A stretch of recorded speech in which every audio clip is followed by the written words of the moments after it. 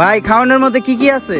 ভাই খাওয়ানোর মতন তো আছে ভেন্ডি ভাজি, করল্লা ভাজি, রুই মাছ, কাতল মাছ, সব মাছই আছে। গরুর কালা বোনা আছে, আপনি কি দেখাইবেন? আচ্ছা ভাই, গরু কালাবো না কত টাকা? ভাই গরুর কালা বোনা তো 150 টাকা। তাহলে মুরগি কত? মুরগি আপনার লিগে 70 টাকা রাখতে পারবো। ভাই তাহলে এক কাজ করেন, আপনি গরুর কালাবোনাটাই দেন। রহুডা গরু মাংস খাইতে চাইছে, রহুডার তো আর কষ্ট দেওয়া যাবে না। আচ্ছা ভাই ঠিক আছে, আপনি টেবিলে যা বন, আমি নিয়ে আইতাছি। আচ্ছা ঠিক আছে ভাই। ভাই খাওয়ানোর মতো কি কি আছে? ভাই আছে তো গরুর গোস, খাসির গোস, মুরগির গোস, কি দেখাইবেন আপনি? ভাই ডাল দিয়ে ভাত খেলে কয় টাকা পড়বো? ভাই ডালদা মাছদা খেলে 150 টাকা রাখতে পারবো আপনার জন্য। ভাই আমি রুই মাছ দিয়ে ভাত খেতে পারবো না। ওই এক কাপ চা দিও তো। দিতাছি ভাই, টেবিলে বন। ভাই আমি রুই মাছ দিয়ে খেতে পারবো না, আপনি আমাকে ডাউল ভর্তা দিয়ে ভাত দেন।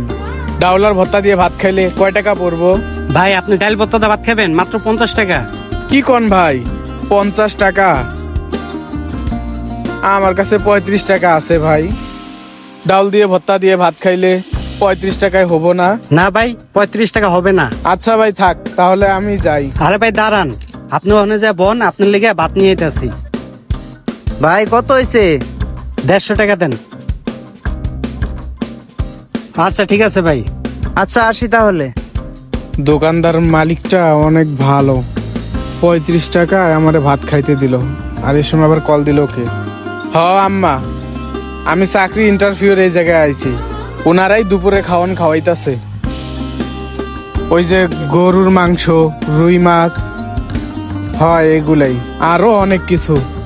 আম্মা চাকরি তো এখনো ঠিক হয় নাই, ইন্টারভিউ দিলাম, ইন্টারভিউয়ে যা যা লাগে সবই দিলাম। এখন হেরা রাখবো না না রাখবো এটা তো হেগোর ব্যাপার। মা আপনিও খাইয়া নিয়েন, আমিও খাইয়া নিতাছি। আর হ্যাঁ মা, এক কাজ করেন, ওই যে আপন রে কোয়েন স্টেশনে আইতে। আমি সন্ধ্যা 6টার ট্রেনে ধইরা আমি আসমু। আচ্ছা ঠিক আছে মা, আল্লাহ হাফেজ। ভাই কিছু মনে না করলে একটা প্রশ্ন করতে পারি? হ্যাঁ ভাই বলেন।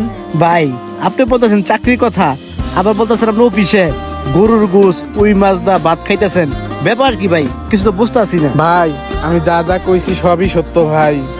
হয়তো আমি অফিসে নাই, অফিসে থাকলে হয়তো এতক্ষণে আমার গরু গোস্ত দিয়ে ভাত খাওয়ার কথা ছিল, কিন্তু তারা আমাকে রিজেক্ট করে দিছে। রিজেক্ট করে দিল? আপনার কাগজপত্রিতে কোনো গাবলা ছিল নাকি? ভাই কাগজপত্রের কোনো ঝামেলা ছিল না, যা যা ডকুমেন্ট দরকার সবই দিছিলাম। ইন্টারভিউ দেওয়ার পর আমি সবকিছুতেই পাশ হয়েছিলাম, কিন্তু লাস্টে যাইয়া আমার কাছ থেকে 4 লাখ টাকা চায়। কি চাকরি লওয়ার জন্য 4 লাখ টাকা? যে 4 লাখ টাকা দিয়ে চাকরি নিতে পারবো, সেখানে 6 লাখ টাকা